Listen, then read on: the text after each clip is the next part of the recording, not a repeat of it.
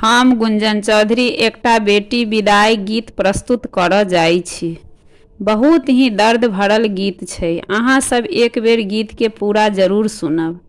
अहाँ सबके गीत जरूर पसंद आयत। गीत नीक लागत तऽ लाइक करब, शेयर करब। चैनल पर नया छी तऽ चैनल के सब्सक्राइब करब। राजा जनक जी के एक बेटी सीता से हो कोना सासुर जाई।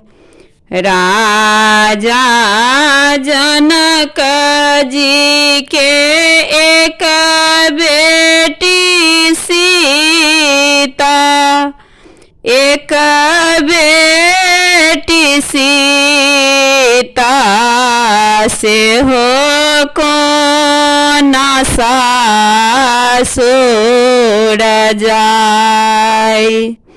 दुनिया के रीत सीता अहाँ आई देखियो, जोनी सीता होइयो बताहि। दुनिया के रीत सीता आई अहाँ देखियो, जोनी सीता होइयो बताहि। एक कोस गेली सीता, दुई कोस गेली, तेसरे में लागल पियास। एक कोस गेली सीता, दुई कोस गेली, तेसरे में लागल पियास। गोड़ा लागो पैया पड़ू भैया सहोदर, बाबा दाह पानिया पियाऊ। गोड़ा लागो पैया पड़ू भैया सहोदर, बाबा दाह पानिया पियाऊ। बाबा दाह पानी सीतार से ते बिसरियो, चलियो अयोध्या सान राज। बाबा दाह पानी सीतार से ते बिसरियो,